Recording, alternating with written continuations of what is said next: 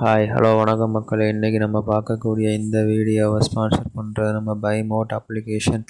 இந்த அப்ளிகேஷனை உங்கள் மொபைல் ஃபோனில் டவுன்லோட் பண்ணி உங்கள் வீட்டுக்கு தேவையான கிராசரி ஜாமான்களை வாங்கி பயன்பெறுங்க. ஓகே, வீடியோக்குள்ளே போவோம். இன்றைக்கி நம்ம பார்க்கக்கூடிய இந்த வீடியோவில் நம்ம ஓணம் ஃபெஸ்டிவல் மற்றும் அதன் வரலாறு அதை பற்றி தான் பார்க்க போகிறோம். வாங்க வீடியோக்குள்ளே போவோம். ஓணம் என்பது கேரள மக்களால் பெரும்பாலும் கொண்டாடப்படும் வருடாந்திர அறுவடை மற்றும் இந்து கலாச்சார விழாவாகும். கேரள மக்களுக்கான ஒரு முக்கிய வருடாந்திர நிகழ்வான இந்து மாநிலத்தின் அதிகாரப்பூர்வ பண்டிகையாகும். மேலும் பல்வேறு கலாச்சார நிகழ்வுகளை உள்ளடக்கியது. இந்து தெய்வமான விஷ்ணுவின் 5வது அவதாரமான வாமனரால் பாதாள உலகத்திற்கு நாடு கடத்தப்பட்ட பின்னர் தாராள மனப்பான்மை கொண்ட தைத்திய மன்னன் மகாபலி திரும்பியதை நினைவுகூரும் வகையில் ஓணம் பண்டிகை கொண்டாடப்படுகிறது. இந்த புராணங்களின்படி தேவர்களின் அரசனான இந்திரன் மகாபலியால் தோற்கடிக்கப்பட்ட பிறகு தேவர்கள் இறுதியில் விஷ்ணுவிடம் அடைக்கலம் தேடுகிறார்கள். அவர்கள் இந்திரனை மீண்டும் ஆட்சிக்கு கொண்டு வர ஒப்புக்கொள்கிறார்கள். அவ்வாறு செய்ய விஷ்ணு வாமனன் என்ற குள்ள பூசாரியாக அவதாரம் எடுக்கிறார். மகாபலி சடங்கு பிரார்த்தனைகள் நடத்துகிறார். அதில் ஒன்றில் வாமனன் கலந்து கொள்கிறார். அவர் ஒரு நெருப்பு பலிபீடம் கட்ட 3 அடி நிலத்தை மட்டுமே கோருகிறார். வாமனன் தெய்வீகத்தன்மையை பற்றி சுக்கிர முனிவர் கூறிய போதிலும் மகாபலி ஒப்புக்கொள்கிறார். வாமனன் அளவில் வளர்கிறார்.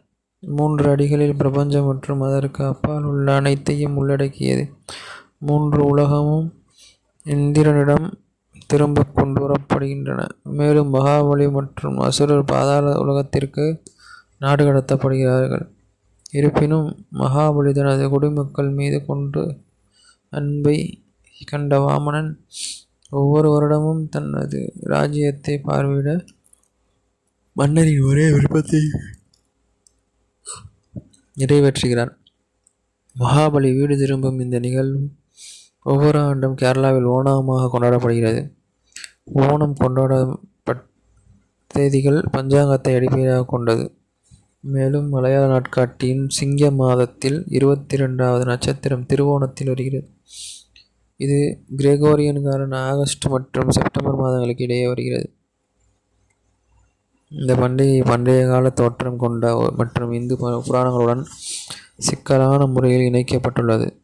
இலக்கிய மற்றும் கல்வெட்டு சான்றுகள் கேரளா மற்றும் தென்னிந்தியாவின் அண்டை பகுதியில் ஓணம் ஒரு நீண்ட மத சூழலையும் வரலாற்றையும் கொண்டுள்ளது என்பது குறிக்கிறது. ஓணம் என்ற வார்த்தையை ஒரு கொண்டாட்டமாக குறிப்பிடுவதற்கான முதல் குறிப்பு கிபி 3ஆம் நூற்றாண்டை சேர்ந்த சங்ககால தமிழ் கவிதையான மதுரை காஞ்சியில் காணப்படுகிறது. மதுரையில் மாயோனுக்கு அர்ப்பணிப்புடன் ஓணம் என்ற பண்டிகை கொண்டாடப்பட்டதாக குறிப்பிடுகிறது. அப்போது கோயில் வளாகத்தில் விளையாட்டுகள் மற்றும் சண்டைகள் நடத்தப்பட்டன. கோயிலுக்கு காணிக்கை அனுப்பப்பட்டன. மக்கள் புதிய ஆடைகள் அணிந்து விருந்து வைத்தனர் என்று இந்த விழாவின் வரலாறு கூறப்படுகிறது. இதுவே ஓணம் பண்டிகையின் வரலாறாகும். நன்றி, வணக்கம்.